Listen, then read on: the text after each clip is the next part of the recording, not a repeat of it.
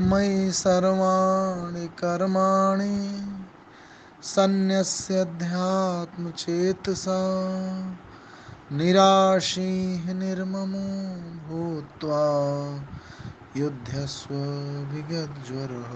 ॐ भूर्भुवः स्वः तत्सवितुर्वरेण्यं भर्गो देवस्य धीमहि धियो यो नः प्रचोदयात्। देवतुल्य आयुर् माँ शक्ति आज स्वाध्याय चंद्र कुमार क्रमांक 754 दिन बृहस्पतिवार तारीख 28 सितंबर 2023 और आज हमारे बीच में आदरणीय डॉक्टर एस एस बुधरे साहब जो कमीशन इनकम टैक्स कानपुर में है और आपका जो विषय चल रहा है वो चल रहा है गीता के सहज भाव पार्ट 62। आप ज्यादा समय लेते हो आदरणीय बुधरे साहब से निवेदन करते हैं कि आपका भोजन जारी करें। आदरणीय श्री ए के शर्मा साहब, श्री देव ऋषि साहब, श्री नेप साहब, सबको सादर प्रणाम और सादर अभिवादन करते हुए गायत्री मंत्र से आज की चर्चा का आरंभ करेंगे। ओम भूः भुवः स्वः तत्सवितुः वरेण्यं भर्गो देवस्य धीमहि धियो यो नः प्रचोदयात्। तो अब तक हम लोगों के ध्यान योग और अष्टांग योग की परिचर्चा में कई बार जागृति, सुषुप्ति, इनकी अवस्थाएं और कॉन्शस, सबकॉन्शस और अनकॉन्शस माइंड ये किस तरह से फंक्शनल होते हैं और इनकी गति क्या होती है, इस पर विचार हुआ है। वस्तुतः जो जीव की निर्मिति है वो चेतन अस्तित्व की, जीव की निर्मित जड़ से अलग है और जो चिद तत्व है वही जड़ से चेतन को अलग करता है। लेकिन हमने देखा यह है प्रायः कि ज्यादातर जो बायोलॉजिकल स्पीसीज हैं जिनमें चिद तत्व आना शुरू करता है, जो विकास की भिन्न भिन्न अवस्थाओं में रहता है, वो किसी में, जैसे मानव प्रजाति में सर्वाधिक है, बहुत सारी फैकल्टीज जो चेतना की हैं वो उसमें विकसित होती हैं, तो उसे जागृत पूरे समय में रहने की बजाय एक ऐसा समयांतर भी, एक ऐसा काल भी लगभग प्रतिदिन आता है जिसमें व्यक्ति जो है कुछ समय के लिए सुषुप्ति अवस्था में रहता है। लेकिन अगर और उसका फाइनर कैटेगराइजेशन किया जाए तो जो हमारी चेतना की अवस्थाएं हैं उसमें पूर्ण चेतन और अचेतन और अवचेतन, जिसको पूर्ण कॉन्शस, सब कॉन्शस और अनकॉन्शस कह सकते हैं। तो आपके सोने के बावजूद भी आपके चेतन जगत की कुछ ऐसी प्रक्रियाएं हैं जो चलती रहती हैं। जैसे इलेक्ट्रोमैग्नेटिक सिग्नल्स कंटिन्यूअसली वो हार्ट में जाते रहेंगे और हार्ट बीट आपकी चलती रहेगी, आपकी श्वास जो है वो लगातार चलती रहेगी। और विचारकों ने यहाँ तक कहा कि पूरी जो बायोलॉजिकल क्लॉक है और माइंड की, जो हमारे बॉडी की जो बेसिक कंस्ट्रक्शन है वो इस तरह का है कि हमारे जो कॉन्शस स्टेज है माइंड की उससे गवर्न नहीं है। वो जो बायोलॉजिकल क्लॉक है वो कुछ इस तरह से सेट है और जो इलेक्ट्रोमैग्नेटिक सिग्नल्स हैं वो कुछ इस तरह से पास ऑन होते हैं कि ये प्रक्रिया स्वतः हमारे अस्तित्व के साथ जुड़ करके चलती रहती है।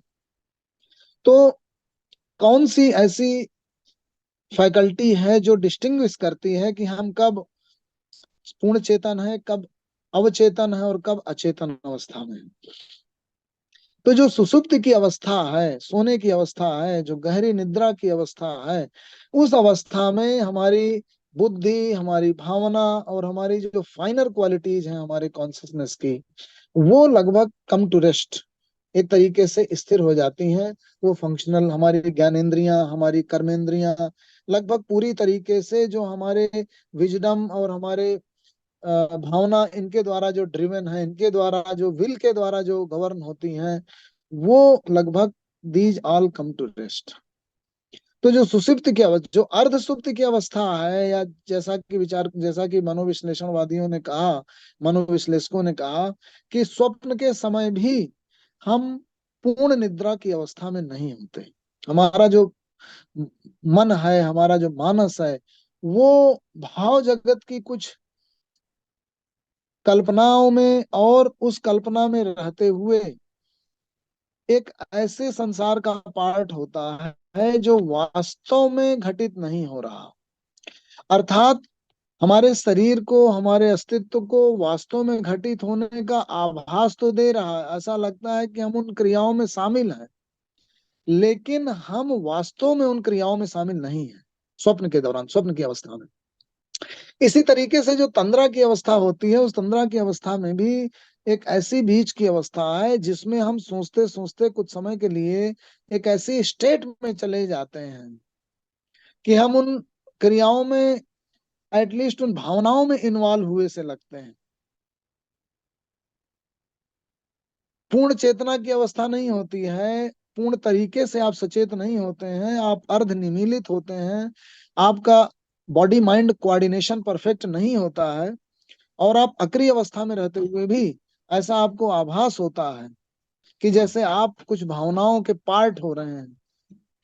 जैसे कोई वृद्ध आदमी बैठे बैठे सोचते हुए अपने यौवन अवस्था की तमाम सारी चीजों को, तमाम क्रियाकलापों को सोचते सोचते कुछ समय के लिए निद्रा की अवस्था में चला जाएगा, फिर अर्ध निद्रा की अवस्था में चला जाएगा, और फिर कुछ विचार करने लगेगा, फिर भावनात्मक होकर के हो सकता है दुखी होने लगे। तो उन भावनाओं का प्रभाव भी पड़ता है शरीर पर। उत्तेजित होने लगे, क्रोधमयी होने लगे, बहुत प्रसन्न होने लगे। कई बार वो प्रसन्नता होठों तक आ जाती है, आदमी मुस्कुरा देता है, और इधर उधर से जो लोग देख रहे हैं वो आश्चर्यचकित होते हैं कि अरे अचानक मुस्कुरा क्यों रहे हैं। तो वो जो अवस्थाएं होती हैं, वो ये स्टेजेज है। पूरी तरीके से बाइनरी स्टेट में व्यक्ति नहीं रहता कि 0 या 1। ये जो बाइनरी स्टेट है कि पूरी तरीके से आप फुल कॉन्शियस रहें या पूरी तरीके से अनकॉन्शियस रहें, ऐसा नहीं है। हमारी जो निर्मित है उसके बीच की बहुत सारी शेड्स हैं, बहुत सारी अवस्थाएं। बच्चों में हम देखेंगे कि वो स्वप्न देखते देखते मुस्कुराएंगे, दुखी होने होंगे, भयग्रस्त होंगे, रोने लगेंगे। तो ये जो हमारे मस्तिष्क की क्वालिटी है कि हम कुछ भावनाओं में शरीक होते हैं, हम इंगेज होते हैं, इन्वॉल्व होते हैं, और फिर उनका प्रभाव हमारे शरीर पर विभिन्न उद्दीपकों के रूप में आ जाता है, जो उत्तेजित करता है, हमें उद्दीपित करता है, हमें क्रोधित करता है, हमें भावुक करता है, हमें दुखी करता है, हमें सुखी करता है, हमें ईर्ष्यामयी करता है। ये सब जो अवस्थाएं आ जाती हैं, वो तमाम विचारों का मन पे प्रभाव पड़ता है, शरीर पर प्रभाव पड़ता है। अच्छा, जब यही लंबे समय तक, जैसा हम लोग उस दिन चर्चा कर रहे थे कि हाथ में लगातार गिलास लिए रहने से 24 घंटे, उसका जो प्रभाव होगा हमारे हाथ की मांसपेशियों पे वो बहुत ज्यादा हो जाएगा। तो इसी तरीके की अवस्थाएं जब आप कंटिन्यूअसली हर रोज अपनी लंबी 15, 20, 25, 50 साल के जीवन काल में जब उन प्रक्रियाओं को दोहराते हैं, तो बहुत बड़े पैमाने पर परिलक्षित होने लगता है। तो हमारे जो दर्शन है, उन्होंने एक लाइफ स्टाइल जो बताई हमें, एक ऐसी योगमयी जीवन की बात बताई जिसमें हमें युक्ताहार विहारस्य युक्त चेष्टस्य कर्मसु, हर चीज को राइटियस, हर चीज को सम, हर चीज को सम्यक बनाने की कोशिश की जा रही है। क्योंकि जब आप सम्यक होंगे, तो जैसे कहा गया, यया स्वप्नम भयम शोकम विषादम मदमेव च न विमुंचति दुर्मेधा धृति सा पार्थ तामसी, वो तामसी स्टेट है। जब स्वप्न भय, यया स्वप्नम भयम शोकम विषादम मदमेव च, स्वप्न भय शोक विषाद और मद, ये जो मानसिक अवस्थाएं और विकार हैं, ये जब आपको विचलित करते हैं, विक्षेपित करते हैं, आपकी धृति का पार्ट बन जाते हैं, तो आप फिकल माइंडेड हो जाते हैं। आपकी जो दृढ़ता है, आपका जो धृति है, वो हिल जाती है, कमजोर पड़ जाती है। तो आपसे अपेक्षा की जाती है कि आप धीर रहें, आप दृढ़ रहें। वो स्थिति कब आएगी? वो स्थिति तभी आएगी जब विचार से आप पूरी तरीके से सम्यक जीवन यापन कर रहे होंगे। आपके असम्यक जीवन शैली का आपके मानसिक थकावट पर, ऊर्जा पर, आपकी विचार शक्ति पर, आपके शरीर पर प्रभाव नहीं पड़ेगा। तो जो सुसुप्ति की बात की गई थी, उसमें तमाम सारी जो फैकल्टीज ऑफ माइंड है, वो these all come to rest. अब जो समाधि है, वो एक ऐसी स्टेट है जिसमें आप कॉन्शसली सोते नहीं है। वो सुसुप्ति की अवस्था नहीं है। उसमें आपकी आपकी संवेदना, आपकी सारी फैकल्टीज पूरी तरीके से जागृत है। लेकिन आप एक ऐसी योगमय स्टेट में आ गए हैं जिससे आपका बॉडी, माइंड, हार्ट, स्पिरिट सबका कोऑर्डिनेशन परफेक्ट हो गया है, और आपने डिसिप्लिन कर दिया है सबको, और आप बुद्धि और विवेक के अनुशासन में आपने अपने मन और चित्त की क्रियाओं को शांत कर दिया है। तो आपकी संवेदना पूरी है, आपकी ज्ञानेंद्रियां पूरी तरीके से संवेदनशील हैं, सेंसिटिव हैं, और वो कोई भी चीज ग्रैस्प करने के लिए रेडी हैं। लेकिन आपने सिलेक्टिवली उन्हें अभी थाम कर रखा हुआ, उन्हें साधा हुआ है, उन्हें एक तरीके से नियंत्रित किया हुआ है, उन्हें निग्रहमय किया हुआ है। तो ऐसी जो पूर्ण कॉन्शियस स्टेट हो, जिसमें आप बॉडी, माइंड और स्पिरिट से अलाइनमेंट में आ जाएं, और अपनी समस्त इंद्रियों, चित्त आदि को, शरीर आदि को एक शांत अवस्था में, प्रशांत अवस्था में रख लें, जिसमें तमाम स्वप्न, भय, विषाद, अवसाद, मद आदि का प्रभाव आप पर ना पड़ रहा हो, आपका मन जो है वो शांत हो गया हो, वो समाधि की अवस्था होती है, वो अंतिम अवस्था होती है। तो सुसुप्त अवस्था में और समाधि की अवस्था में एक तरीके की सिमिलरिटी दिख रही है, लेकिन वो सिमिलरिटी नहीं है, क्योंकि एक में कॉन्सियसनेस अब्सेंट है और एक में पूरी तरीके से प्रेजेंट है। आपकी समस्त फैकल्टीज जो है वो फंक्शनल हो सकती हैं, लेकिन वो शांत रखी गई हैं कॉन्सियसली। तो ये जो हमारे योगी हैं, जो साधक हैं, वो इस स्टेट तक पहुंचने की कोशिश करते हैं। तो और इस सबका पर्पज क्या है? पर्पज आपके अस्तित्व को एक पूर्ण सिद्धि की, पूर्ण पुष्पकत्व की अवस्था तक, full flowering of your existence जिसको कह सकते हैं, कि आप एक ऐसे अस्तित्व हैं जो पूरी तरीके से खिल सकता है, जिसकी समस्त ऊर्जाओं का सदुपयोग हो रहा हो, जो अपनी भावनाओं और इंद्रियों और मन के दुष्प्रभावों की वजह से अपना पूर्ण संभावनाएं उसकी विलुप्त ना हो रही हो, कुंद ना हो रही हो, रोकी न जा रही हो, और वो अपने शरीर की पूरी क्षमताओं का सदुपयोग कर पा रहा हो, ऐसा सम्यक जीवन ऑप्टिमाइज कर दिया जाए आपकी समस्त पावर्स को, समस्त फैकल्टीज को, वो स्टेट आपकी लानी है, वही सिद्धि है। तो जो स्वे स्वे कर्मणि अभिरतः संसिद्धिम लभते नरः कहा गया, तो कर्मों में संलग्न होकर के सिद्धि की अवस्था में पहुंचने के लिए आपका मानसिक रूप से बुद्धियोग की अवस्था में होना जरूरी है। तभी जब उस अवस्था में होंगे तो कार्यों में संलग्नता के उपरांत कार्यों का जो रिजल्ट आएगा, कार्यों का जो प्रतिफलन होगा, वो टोटली ऑप्टिमाइज होगा, फुल होगा।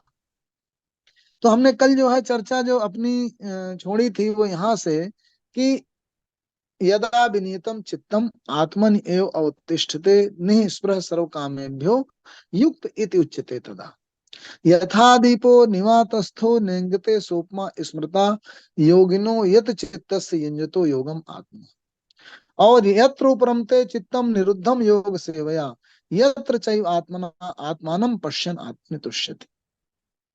अब सुखम आत्यंतिकम यत् तद् बुद्धिग्राह्यम अतीन्द्रियम कह दिया गया, वेत्ति यत्र न चैवायम स्थिति चलत ततुतः, वो उसकी स्थिति विचलित नहीं होती। यम लब्धवा चापरम लाभम अन्यते नाधिकम तथा, वो ज्ञान से जान भी रहा है कि यही मेरी परम स्थिति है। यम लब्धवा चापरम लाभम मन्यते नाधिकम तथा यास्मिन स्थितो न दुखेन गुरुणापि विचाल्यते तम विद्या दुख संयोग वियोगम योग संगतम सनिश्चयन योगतव्यो योगो अनिर्विन्न चेतसा। तो 21वें, 22वें, 23वें श्लोक तक इस तरह से पहुंचते हुए 24वें श्लोक में 6वें अध्याय ध्यान योग में कहते हैं, संकल्प प्रभवान कामां त्यक्त्वा सर्वान् शेषतः मनसा एव इंद्रिय ग्रामं विनियम्य समन्ततः शनैः शनैः उपरमेत बुद्ध्या धृते गृहीतया आत्म संस्थम मन कृत्वा न किंचिदपि चिन्तयेत् यतो यतो निश्चरति मनश्चंचलम् अस्थिरम् ततः ततो नियम्य है तद आत्मन्येव वशम नयेत। तो अभी तक आपने पूरे उसके करेक्टरिस्टिक्स, उसके सारे लक्षण समझ लिए। अब उन लक्षणों को प्राप्त करने के लिए एक ही दिन में नहीं प्राप्ति होती, क्योंकि शरीर में एक तरीके का द्वंद्व चल रहा है, मन में एक तरीके का द्वंद्व चल रहा है। क्या हमारे मन की जो निगेटिव फैकल्टीज हैं, जो पॉजिटिव फैकल्टीज हैं, उनके बीच का जो निरंतर द्वंद्व है, शरीर पर जो अब तक संस्कारों का प्रभाव पड़ गया है, उससे आपको मुक्त होना है। कई चीजें आप नहीं जान रहे होते कि कैसी अवस्थाएं होती हैं, उन तक पहुंचने में आपको उस साधना अवस्था में लगातार एक मार्ग तय करना पड़ता है, तो समय लगता है। और वो जो संस्कार पड़े हुए हैं उन्हें मिटा करके नए संस्कार गढ़ने पड़ते हैं, नई तरीके से न्यू नॉर्मल स्टेब्लिश करना होता है। अभी तक आपकी जीवनचर्या क्या थी? पूरी तरीके से अस्त व्यस्त थी। आपका सोना, जागना, खाना पीना सब चीज संतुलित नहीं था। अब आप उसको जब संतुलन का प्रयास करेंगे तो उसमें समय लगेगा। तो उसे अभ्यास योग कहा गया। अभ्यास योग एक ऐसी प्रयत्न की अवस्था, एक ऐसी साधन की अवस्था, एक ऐसी प्रयास की अवस्था, एक ऐसे मार्ग की ओर इंगित करता है कि एक ही दिन में आप परम सिद्ध नहीं हो जाते, उसमें समय लगता है। तो वो कैसे है? संकल्प प्रभवान, संकल्प से जो उत्पन्न होने वाले, अब मन तरह तरह के संकल्प विकल्प करता है, कल्पनाएं करता है, तो उससे जो उत्पन्न होने वाले संकल्प प्रभवान कामान, जो उससे कामनाएं, जो आकांक्षा उत्पन्न होती हैं, त्यक्त्वा, उन्हें छोड़कर, संकल्प प्रभवान कामान त्यक्त्वा सर्वान अशेषता, पूरी तरीके से छोड़ देना, पूरी तरीके से कर्तव्य से ड्राइव लेनी है, कर्तव्य निष्ठा से ड्राइव लेनी है, जीवन के ज्ञान से, विवेक से, उससे संचालित होना है।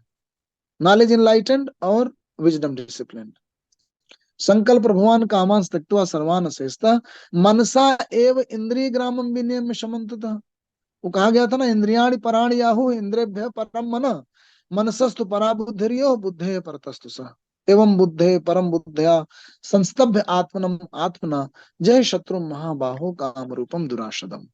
तो इंद्रियों को मन से नियंत्रित किया जाता है, और मन को बुद्धि से, और बुद्धि को परम प्रकाश से, चैतन्य आत्मा के प्रकाश से।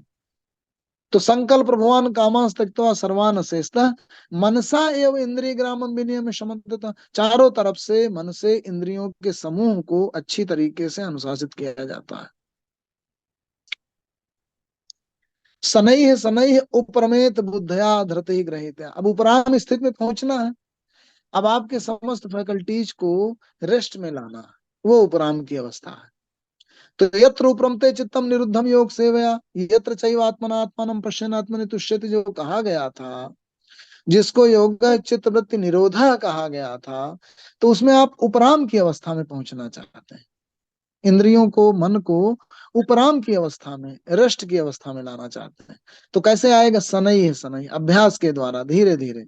शनैः शनैः उपरमेत बुद्धया, बुद्ध के द्वारा, बुद्ध के द्वारा इंद्रियों को, मन को हाँकेंगे, लाएंगे, सम्यक मार्ग पर लाएंगे, फिर विचलन होगा, फिर लाएंगे। इसीलिए शनैः शनैः, इसीलिए अभ्यास योग कहा गया।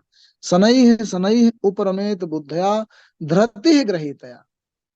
हमने उस दिन जो चर्चा की थी बुद्धि के बाद धृति की, तो जो हैबिट्स हैं वो एक तरीके का संस्कार क्रिएट करती हैं, और फिर बुद्धिजन्य मार्ग अपना करके आप वो जो संस्कार निगेटिव क्रिएट हो गए हैं, उनसे आप पॉजिटिव संस्कार क्रिएट करते हैं, पुराने संस्कारों के इंप्रेशन से मुक्त होते हैं, कर्मानुबंधों से मुक्त होते हैं।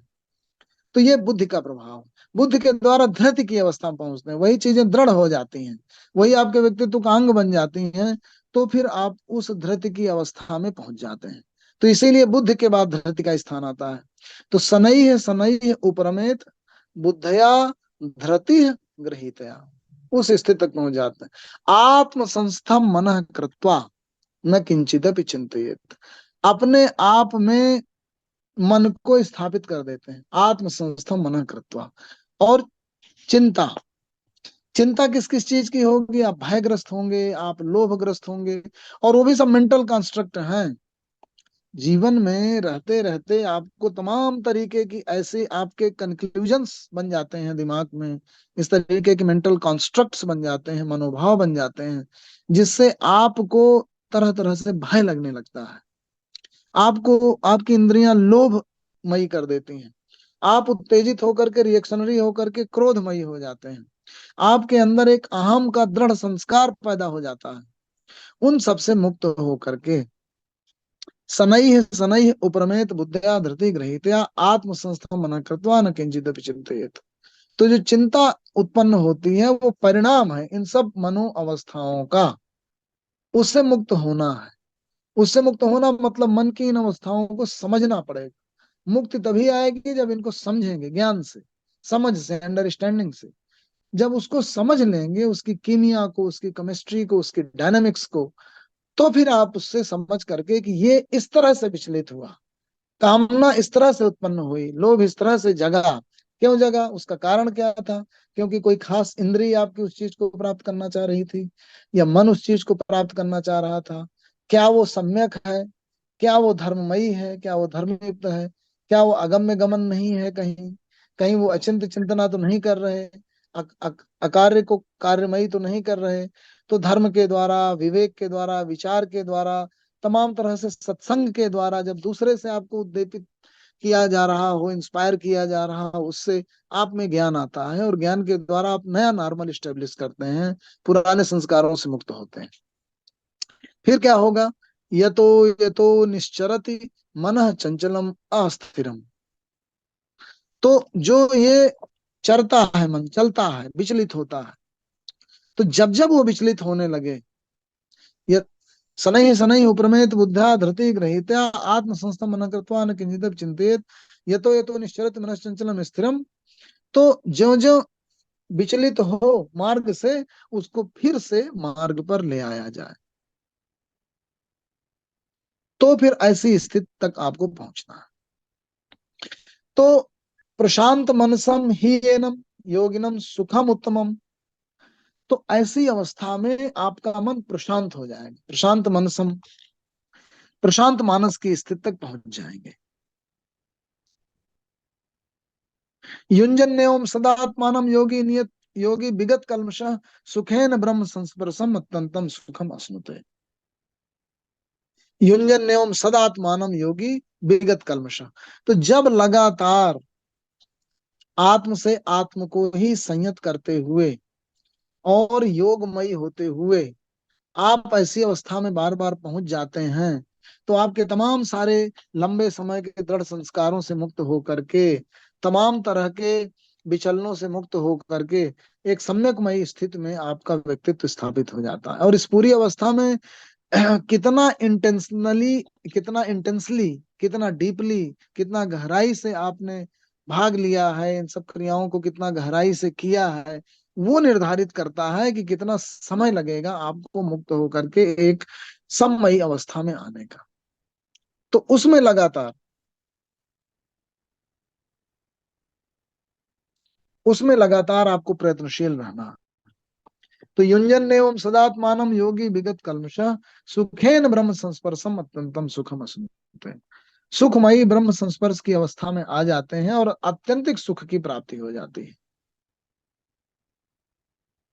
अब वो अवस्था कैसी होती है, बड़े ही सुंदर उस अवस्था के लक्षण कहे गए। तो यहाँ पे जो साधना के का मार्ग है उसको बताने की बजाय, वो साधना किस तरह की होती है और किस तरह से तरह तरह के उस पे बाधाएं आती हैं और किस तरह के विचलन आते हैं और उसको ओवरकम करने का किस तरह से प्रयास किया जाना चाहिए, लगातार इस पर जोर है। तो जो तमाम पंथ हैं वो अपनी अपनी तरह से तमाम तरह की इन्हीं चीजों को करने की साधना पद्धतियां विकसित करते हैं। इसीलिए प्रस्थान त्रयी में गीता, ब्रह्मसूत्र और उपनिषदों को एक तरीके से उन सिद्धांतों को लेकर, और फिर हर पंथ वाले व्यक्ति अपनी अपनी पंथ की, उनके सिद्धांतों का निरूपण करते हैं, उनकी व्याख्या करते हैं। गीता के ज्ञान के आलोक में अपने पंथ के तमाम सिद्धांतों को कसते हैं। अपने पंथ के मार्ग में क्या टूल अपनाए जाए, क्या क्रिया पद्धतियां अपनाई जाए, उनको सही साबित करते हैं। तो युंजन एवं सदात्मानम योगी विगत कल्मष सुखेन ब्रह्म संस्पर्शम संस्पर्शम अत्यंतम सुखम अश्नुते। सर्वभूतस्थम आत्मानम सर्वभूतानि चात्मनि ईक्षते योग युक्तात्मा सर्वत्र समदर्शिना। क्या हो जाता है, सर्वभूतस्थम आत्मानम, अर्थात उसका इंटीग्रेशन साधक का अपने परिवेश के साथ, सराउंडिंग के साथ इस तरह से हो जाता है कि जैसे आप अगर बूंद हैं, तो बूंद के अंदर एक H2O है, उसके अणु है, परमाणु है, उसके कैरेक्टरिस्टिक्स हैं, ये बूंद को आभास हो जाता है। तो समस्त समुद्र एक तरीके से उसके अंदर आ गया। समस्त समुद्र के अंदर जो भी गुण है, धर्म है, लक्षण है, वही बूंद के अंदर गुण है, धर्म है और लक्षण है। इस मेटाफर के द्वारा हम समझ सकते हैं कि उस व्यक्ति को, उस साधक को यह आभास हो जाता है कि समस्त भूतों के अंदर जो संक्रियाएं, जो क्रियाएं, जो गुणधर्म घटित हो रहे हैं, वही मेरे अंदर घटित हो रहे हैं। अर्थात सर्वभूत मेरे अंदर, सर्वभूतस्थम आत्मानम, और सर्वभूतानि चात्मनि, और सभी भूतों में मैं हूं। अर्थात जैसे अन्य बूंदों में पानी है और H2O है, ठीक है, तो वो मैं ही हूँ। मैं जैसे अपने अंदर H2O हूँ, तैसे अन्य बूंदों के अंदर वो भी H2O है, अर्थात मैं ही हूँ। तो एक कंप्लीट इंटीग्रेशन की स्टेज आ जाती है, दूसरों के साथ, जिसको कहते हैं तादात्म्य में स्थापित हो जाती है, साधर्म्यता स्थापित हो जाती है, सायुज्यता स्थापित हो जाती है, सागुण्यता स्थापित हो जाती है। साधर्मिता, सायुज्यता, सागुण्यता स्थापित हो जाती है, साधर्मिता स्थापित हो जाती है कि जैसा अन्यत्र है वैसा मेरे अंदर है। यथा ब्रह्मांडे तथा पिंडे, जिसको कहा गया सर्वभूतस्थम आत्मानम सर्वभूतानि चात्मनि ईक्षते योग युक्त आत्मा सर्वत्र समदर्शी। ऐसा योग युक्त व्यक्ति सर्वत्र समदर्शी हो जाता है, क्योंकि जब अपने जैसा आत्म औपम्येन सर्वत्र समम पश्यति एव अर्जुन, सुखम वा दिवा दुखम स योगी परमो मतः। अपने जैसा, कि जैसा मुझे लगता है, जैसा मेरे साथ घटित होता है, ये बात अगर इसने मेरे साथ व्यवहार किया होता तो मुझे कैसा लगता, तो मैं अन्यों के साथ जब व्यवहार करूं तो कैसा करूं, इस बात का उसे बोध होने।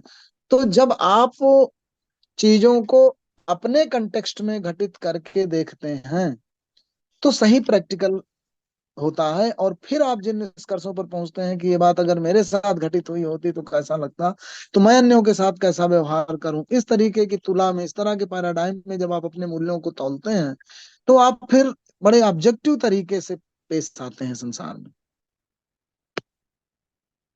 यो माम पश्यति सर्वत्र सर्वम च मयि पश्यति तस्याहम न प्रणश्यामि सच में न प्रणश्यति। तो काला साहब जब पिछले दफा हम लोगों ने इस पर डिस्कशन किया था तो उन्होंने बड़ी बड़ी प्रशंसा, एक तरीके से बड़ा लगाव महसूस किया था ये चीज सुन करके, कि ऐसा वृद्ध होने के साथ साथ प्रतीत होने लगता है लोगों को कि अब मैं नहीं रहूंगा, मेरा अस्तित्व नहीं रहेगा। उसके अंदर एक तरीके का मृत्यु भाव जागृत होने लगता है, क्रमशः ऐसा बोध जगने लगता है जैसे जीवन से उपराम होने लगता है। तो ऐसा बोध, ऐसा भाव जब आप क्षणिकता के साथ अपने आप को आइडेंटिफाई करते हैं, क्षणभंगुर चीजों के साथ, परिवर्तनशील चीजों के साथ, ट्रांजिएंट चीजों के साथ, जो निरंतर परिवर्तनशील जगत है, उसके साथ जब आप अपने आप को आइडेंटिफाई करते हैं तो मृत्यु भाव आपके अंदर आता है। जब इस क्षणभंगुर सृष्टि के अंतःकरण में, अंतस्थ में जो आत्मा, जो पूर्ण चैतन्य, जो चेतना का क्षेत्र विद्यमान है, उस पूर्णता, उस कंटिन्यूटी और परमानेंसी के साथ, उस परमानेंसी के साथ, अपरिवर्तनशील के साथ जब आप अपने आप को स्थापित करते हैं, अपने तादात्म्य को, तो फिर वो परिवर्तनशीलता का जो भय है वो जाता रहता है। तो उसी को कृष्ण ने कहा, यो माम पश्यति सर्वत्र, जो मुझे सब जगह देखता है। अब वो मुझे क्या है, वो परम कृष्ण कॉन्शसनेस जो है वो यूनिवर्सल कॉन्शसनेस है, वो सब जगह उसकी उपस्थिति, उस चेतना की। तो उसे जब व्यक्ति सब जगह उसका भाषित होने लगे, उसे देखने लगे, वो प्रकाशमयी हो जाए उसके अंतःकरण में, यो माम पश्यति सर्वत्र सर्वम च मयि पश्यति, अब मेरे अंदर बाकी समस्त ब्रह्मांड को स्थित देखता है। अर्थात जो भी दृश्य दृश्य जगत है वो उस ब्रह्म के अंदर ही है। ऐसी ब्रह्म की पूर्णता का भान जब व्यक्ति को हो जाए, यो माम पश्यति सर्वत्र सर्वम च मयि पश्यति तस्य अहम न प्रणश्यामि सच में न प्रणश्यति। मैं उसके लिए नष्ट नहीं होता, मैं समझ, क्योंकि वो देख ही पूर्ण, मेरी पूर्णता को ही देख रहा है। अब वो पूर्णता खत्म तो होनी नहीं है, पूर्णता तो पूर्ण ही रहनी है। पूर्णमदः पूर्णमिदं पूर्णात् पूर्णमुदच्यते पूर्णस्य पूर्णमादाय पूर्णमेवावशिष्यते। तो उससे कुछ भी निकालिए, उसकी पूर्णता बाधित नहीं होगी, समाप्त नहीं होगी। उस पूर्णता को जब आप देखते हैं तो जो भी ये ट्रांजिएंट जगत है, वर्ल्ड है, जो परिवर्तनशील है, जो चेंज हो रहा है, वो उससे आपका तादात्म्य हटके उस पूर्ण की ओर और उस परमानेंट की ओर आ जाता है। उधर उनका संकेत है, यो माम पश्यति सर्वत्र सर्वम च मयि पश्यति तस्य अहम न प्रणश्यामि और सच में न प्रणश्यति। ऐसा व्यक्ति मेरे लिए कभी समाप्त नहीं होता, अर्थात वो हरदम बना रहेगा, क्योंकि उसका जो ऊपर का जो खोल है, वासांसि जीर्णानि यथा विहाय नवानि गृह्णाति नरो प्राणि तथा शरीराणि विहाय जीर्णानि अन्यानि संयाति नवानि देहि। तो वो खोल जो है वो तो बदल जाएगा, लेकिन वो वही रहेगा। इधर संकेत है उनका कृष्ण का। सर्वभूत स्थितम यो माम भजति एकत्वम आस्थितः सर्वथा वर्तमानोपि सहयोगी मयि वर्तते। सर्वभूत स्थितम यो माम, अब जब मैं सभी भूतों में स्थित हूं, जिसको उन्होंने कहा ईश्वर सर्वभूतानां हृदय से अर्जुन तिष्ठित। अर्जुन सभी भूतों के जो ऊपर से होने वाले, और जो होने वाला है वो जाने वाला है, जो जन्मेगा वो मरेगा, ये प्रकृति का नियम है। तो जो भूत हैं, जो जाने आने वाले हैं, जो होने वाले हैं और जिनका रूपांतरण होना है, उनके अंतःकरण में, उनके अंदर एक ऐसा परमानेंट फील्ड है जो रहने वाला है, वो यूनिवर्सल कॉन्शसनेस है।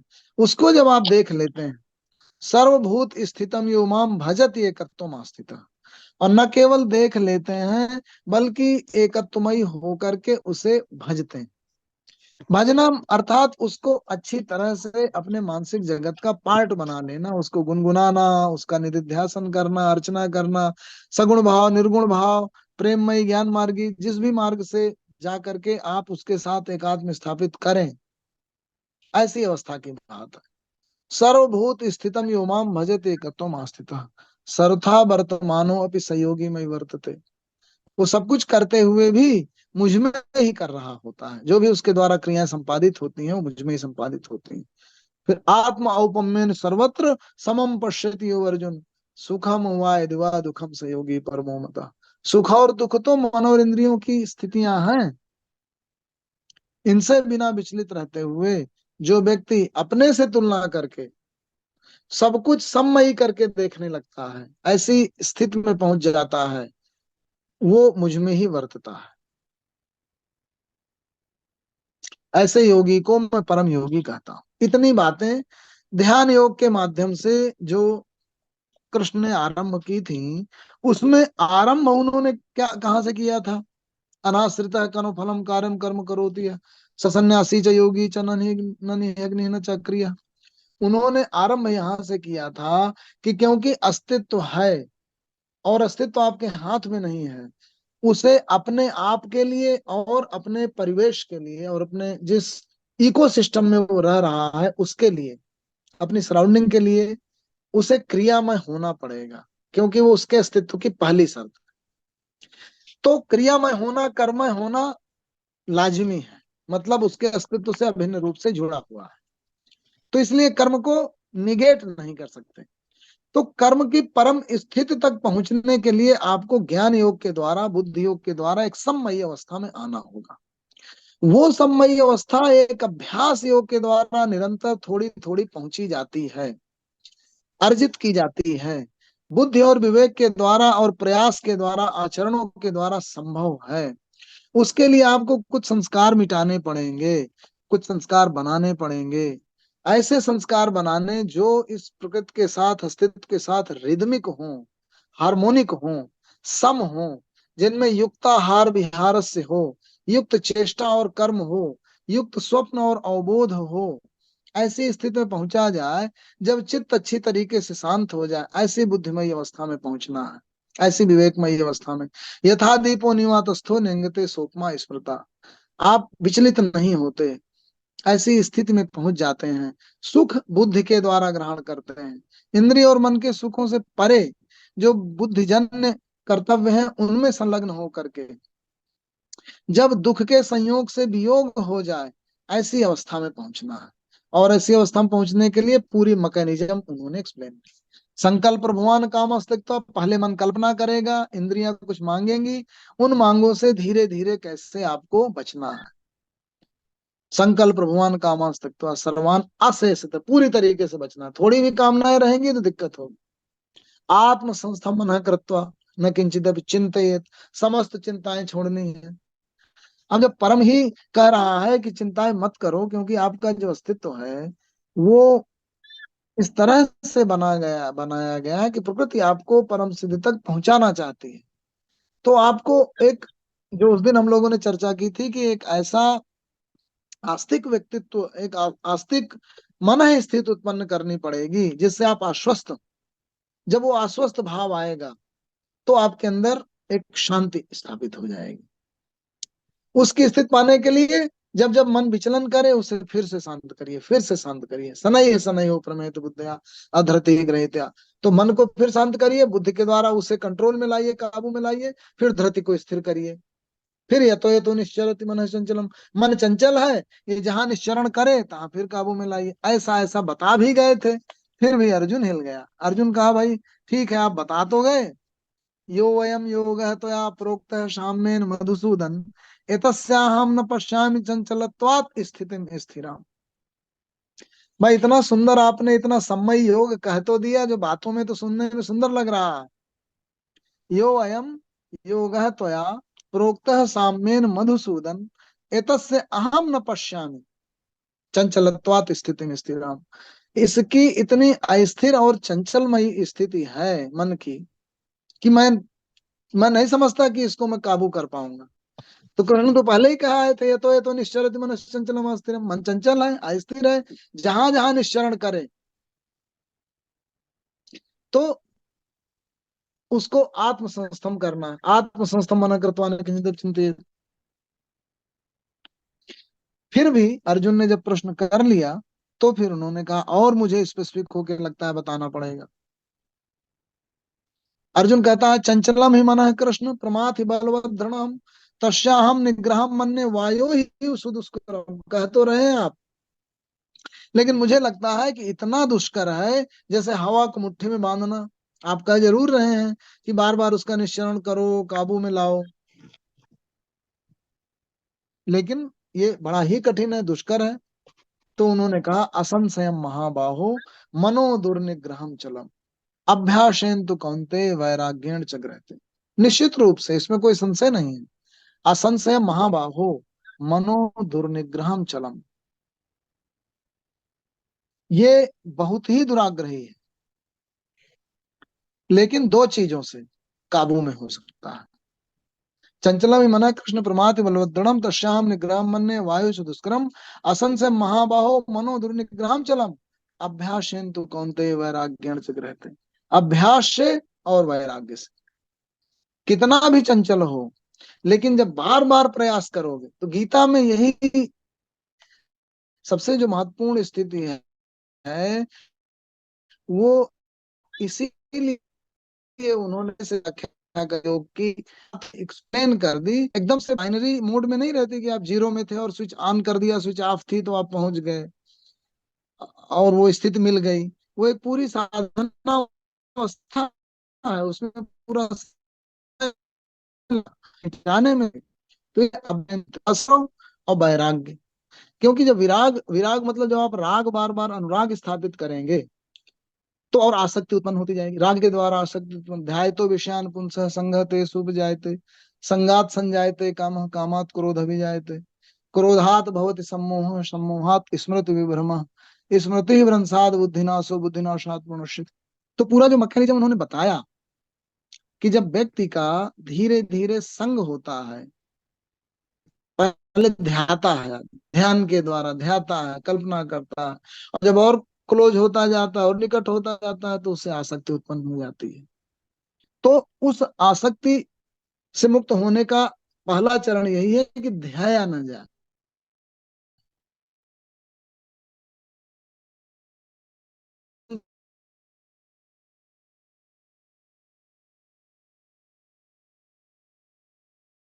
का क्या है,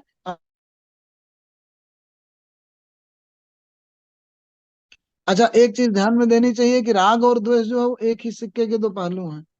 किसी से राग उत्पन्न होना और किसी से द्वेष उत्पन्न होना, किसी से ईर्ष्या उत्पन्न होना, ये मन की गतियां हैं।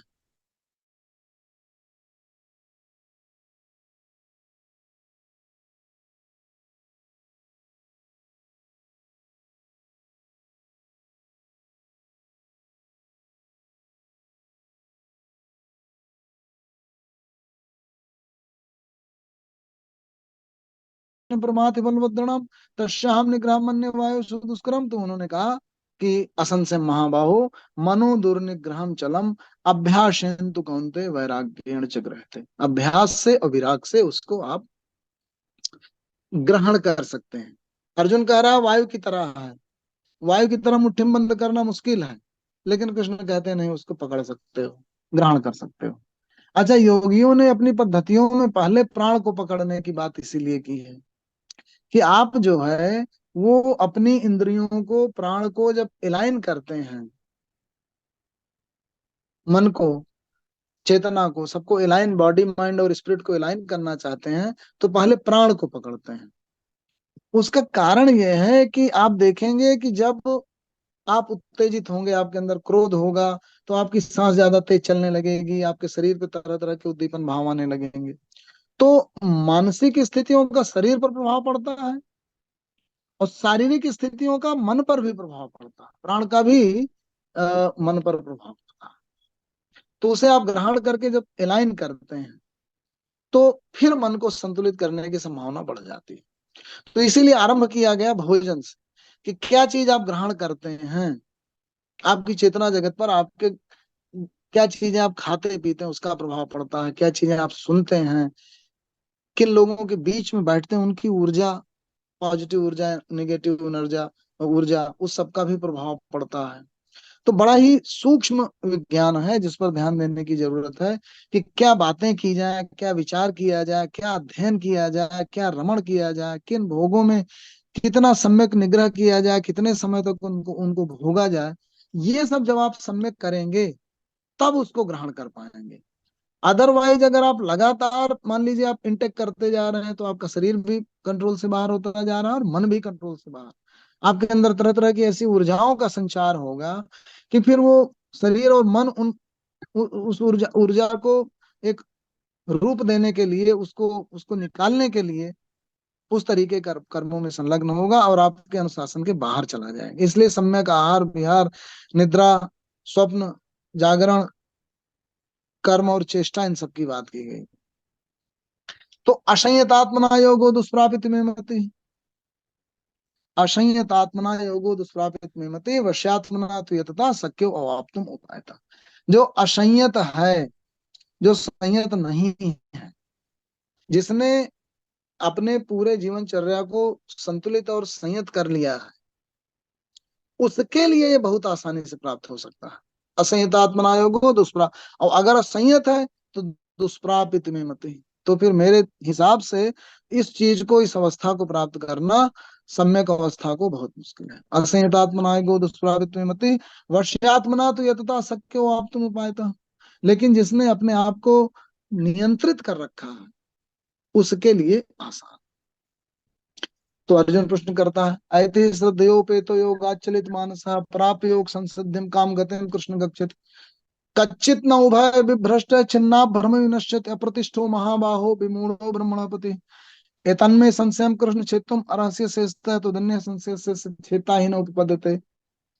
तीन प्रश्न उन्होंने किए कि कृष्ण ये बताइए कि ठीक है, अभ्यास में मैं प्रविष्ट हो जाता हूँ, मैं अभ्यास करना आरंभ करता हूँ, शुरू करता हूँ, और मान लीजिए मैं ना पहुंच पाया अंतिम अवस्था तक, तो बीच में छिन्न भिन्न होके बादल की तरह मैं न इधर का रहा, ना भोगों को भोग पाया, ना योग की स्थिति को पहुंच पाया, तो बड़ी विषममय स्थिति हो जाएगी। ऐते श्रद्धयोपेतो योगाचलित मानसा अप्राप्य योग संसिद्धिम काम गतिम कृष्ण कृष्ण किस गति को पहुंचता है? श्रद्धा से उसने अपने आप को योजित तो कर लिया योग में, लेकिन अगर ना पहुंच पाएगा तो क्या गति होगी? गड़बड़ तो नहीं हो जाएगा। कच्चित न उभय भ्रष्ट छिन्ना भ्रम विनश्यत न इधर, जैसे बादल इधर उधर भटकते रहते हैं वायु के प्रभाव से, वैसे ही तो नहीं हो जाएगा। एतन में संशय कृष्ण से तुम अरहस्य शेषता तो अन्य संशय से छेतान उपपत्ति। आपके अलावा और किसी के द्वारा मैं अपने इस संशय का छेदन संभव नहीं मानता हूँ। तो कृष्ण ने कहा, पार्थ नैवेह नामुत्र विनाशः तस्य विद्यते न ही कल्याण कृत कश्चित दुर्गतिम तात गच्छति। अय पार्थ, न तो यहाँ पर, अर्थात जो जितना भी तुम्हारा डोमेन ऑफ फंक्शनलिटी है, जहाँ पे तुम इस संसार में जीवित होकर के जिन कार्यों का संपादन कर रहे हो इसमें भी, या इसके परे अगर कोई जगत है वहां भी, पार्थ नैवेह नाम उत्र विनाशः तस्य विद्यते, उसका विनाश नहीं होता। नायम कल्याण कृत कश्चित दुर्गतिम तात गच्छति। जो कल्याण के मार्ग में लगा हुआ व्यक्ति है, योग के मार्ग में लगा हुआ व्यक्ति है, प्रयत्नशील है, अभ्यास में लगा हुआ है, साधनावस्था में है, निरंतर प्रयत्नरत प्रयासरत है, वो अकल्याण की स्थिति को नहीं प्राप्त होता।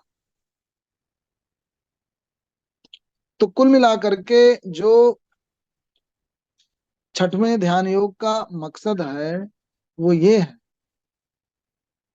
कि व्यक्ति जो है वो प्रयास करे, प्रयास के द्वारा निरंतर सम्यक स्थिति को प्राप्त करने की कोशिश करे, अपने अस्तित्व के पूर्ण पुष्पकत्व को जो जितना संभव होगा उतना पा लेगा। और किसी एक साधक की दूसरे से, एक व्यक्ति की दूसरे से तुलना करने की आवश्यकता नहीं है, क्योंकि व्यक्ति जो है अपनी ही स्थिति में क्या बेहतर से बेहतर कर सकता है वो योग के द्वारा संभव हो जाता है। आपकी परिस्थितियां, आपकी शक्तियां, आपके कैरेक्टरिस्टिक्स, आपकी मनोजगत की स्थिति सब दूसरे से भिन्न हो सकती है, और जो भी स्थितियां आप प्राप्त करेंगे, जो भी परिणाम जहां तक आप पहुंचेंगे वो दूसरे से भिन्न होंगी। तो इसलिए किसी तरीके की तुलना करना उपयुक्त नहीं है। तो जो व्यक्ति है वो अपने अस्तित्व का कितना अधिक से अधिक बेहतर स्थिति प्राप्त कर पाए, अपने ऊर्जाओं क्षमताओं का कितना अधिक से अधिक बेहतर सदुपयोग कर पाए, वो इस स्थिति में रहते हुए संभव है। तो कुल मिलाकर के जो हम लोग ऐसा जीवन जिए चले जाते हैं कि कई बार हम अनमाइंडफुल जीवन जिए चले जाते हैं, जो मिल गया खा लेते हैं, जैसा भी बाकी मित्रों यारों को कुछ करते हुए देखते हैं, कोई नशा पान आदि कर रहा है तो हम भी वही करने लगते हैं, पीयर प्रेशर में, बिना माइंडफुल हुए कि हमें क्या करना चाहिए क्या नहीं करना चाहिए। तो मौलिक रूप से व्यक्ति को हर एक वैल्यू सिस्टम में जहां भी वो रहता है, जिस भी परिवेश में है, उसे ये विचार करना चाहिए कि नेचर के साथ क्या रिदमिक है, उस रिदम को फॉलो करें। अब ऐसा हो सकता है कि तमाम पंथ ऐसे बने हैं जो गर्म प्रदेशों में ज्यादा जो चीजें उपयुक्त हैं उसके लिए कही गई हैं बातें कुछ, फिर किस कंटेक्स्ट में कही गई हैं ठंडे प्रदेशों के लिए की गई हैं, वस्त्र कैसे पहने जाएं कैसे न पहने जाएं, कितना जागा जाए सोया जाए, व्रत उपवास क्रिया, सब धर्मों के अलग अलग, क्योंकि उनके जो हिस्टोरिकल पर्सपेक्टिव हैं, जहां वो उपजे होंगे, उसकी जो कंस्ट्रेंट्स रही होंगी, जो रिक्वायरमेंट्स रही होंगी, उस काल और समय और परिस्थितियों को देख करके उनको निर्धारित किया गया होगा।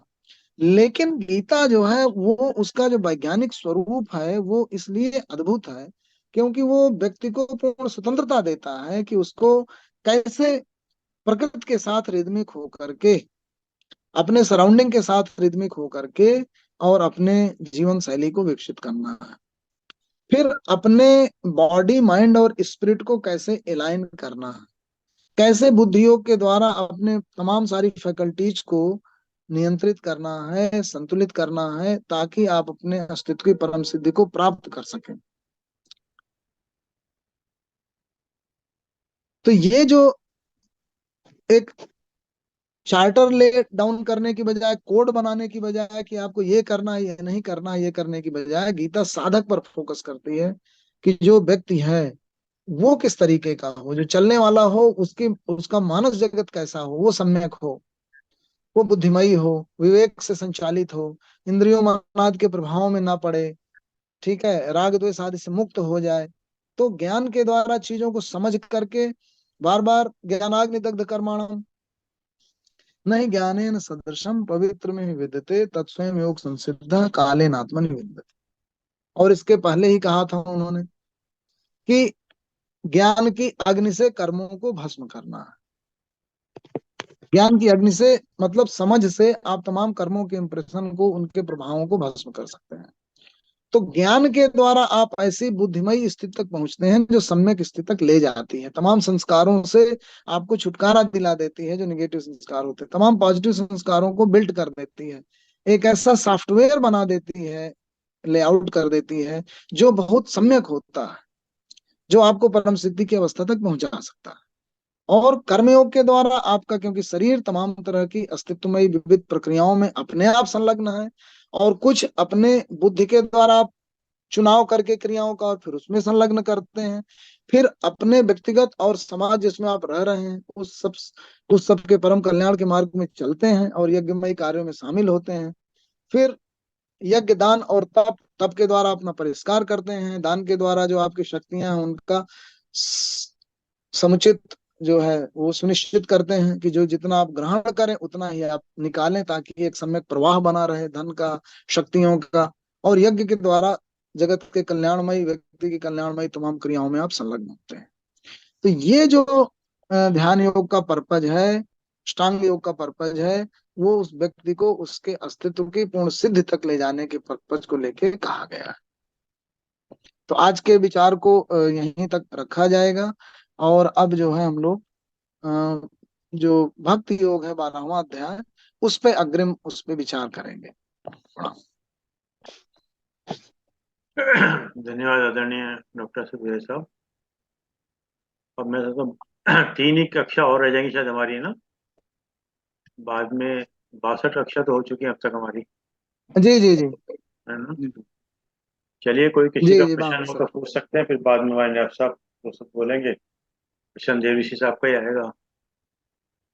ये आदरणीय डॉक्टर साहब, जो आप बीच में जिक्र कर रहे थे आदरणीय काला साहब का, जैसे जैसे आयु जी जी बढ़ती है तो आदमी को मृत्यु की तरफ जाके थोड़ा सा भय होता है, डर होता है। पर अगर हम शुरू से ही शरीर को और आत्मा को अलग मान के चलेंगे तो फिर तो भय तो नहीं होना चाहिए वहां पे जाके, क्योंकि शरीर को तो होगा। दरअसल हम अपने आप को, अपने अस्तित्व को आइडेंटिफाई कर लेते हैं अपने शरीर से, अपने लुक से, अपनी ऊर्जा और क्षमताओं से। तो अब शरीर की रचना ऐसी है कि वो ज्यो ज्यो आपकी आयु बढ़ेगी तो तमाम सारी क्षमताओं का ह्रास होगा। और आप जब आपको लगेगा कि आप किसी चीज को पहले कर पाते थे, अब नहीं कर पा रहे हैं, आप जिस तरह के पहले दिखते थे आप नहीं उस तरीके के दिख रहे हैं, क्रमशः आपकी ऊर्जा कम होती जा रही है आपके अंदर, तो उसे लगता है मैं धीरे धीरे क्षरित होकर समाप्त हो जाऊंगा, क्योंकि आपने अपने आप को अपने बॉडी से आइडेंटिफाई कर रखा है, अपनी क्षमताओं ऊर्जाओं से अपने आप को आइडेंटिफाई कर रखा है। तो जो जो प्रकृति और पुरुष, जो दो अ, अस्तित्व के जो पार्ट हैं, जिसमें से एक जो परिवर्तनशील प्रकृति है और एक जो आपके अंतःकरण का जो अ, शाश्वत पुरुष है, जो परमानेंट है, उस दोनों में कृष्ण ने आरंभ से ही कह दिया था।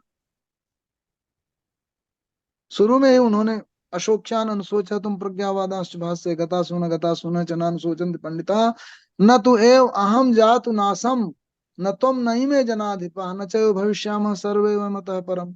तुम अपने आप को इनसे आइडेंटिफाई कर रहे हो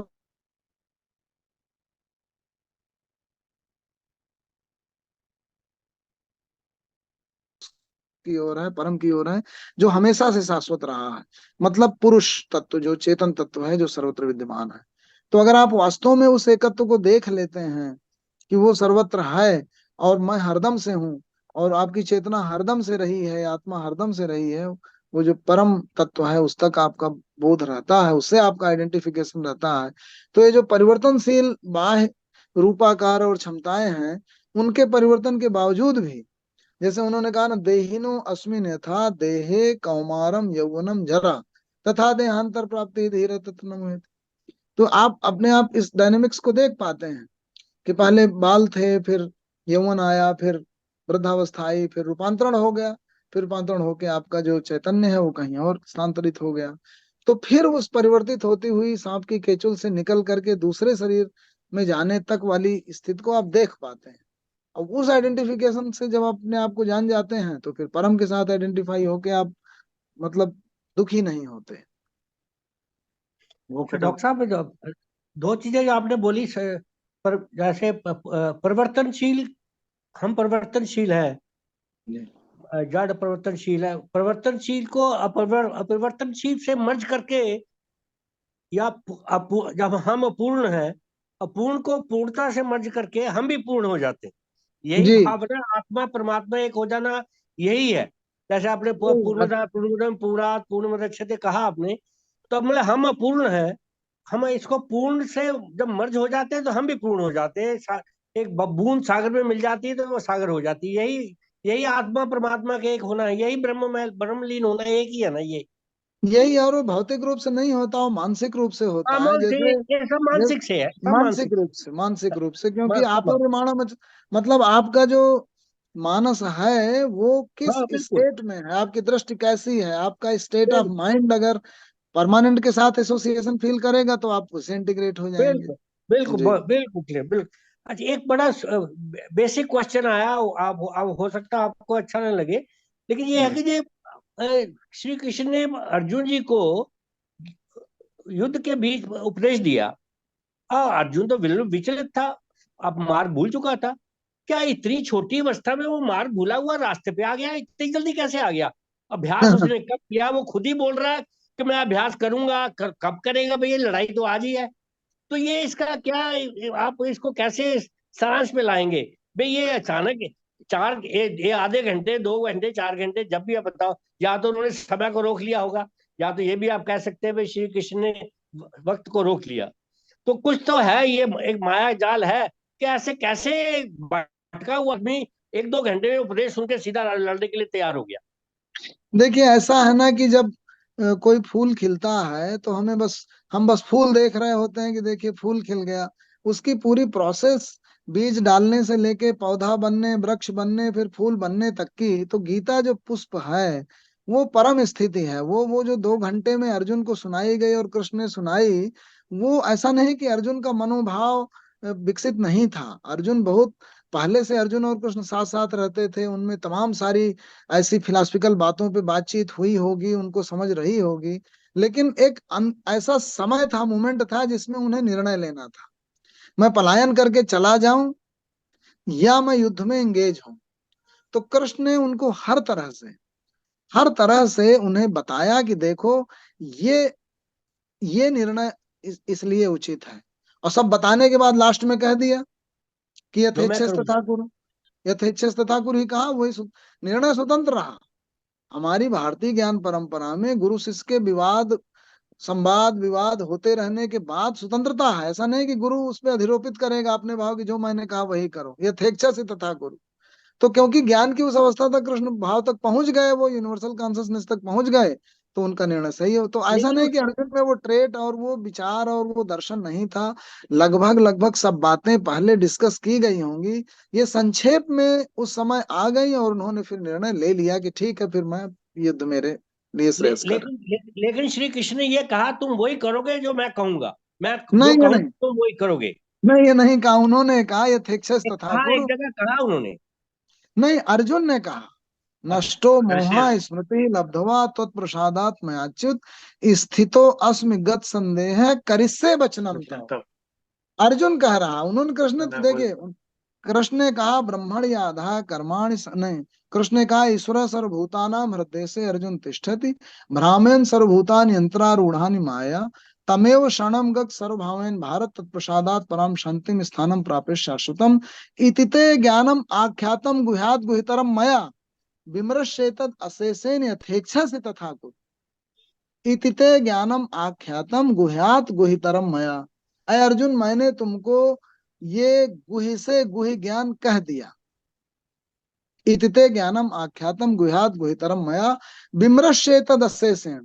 इसका पूरी तरीके से विमर्श मन के अंदर कर लो, ठीक है, फिर यथेच्छस तथा कुरु, जैसी इच्छा वैसा करो।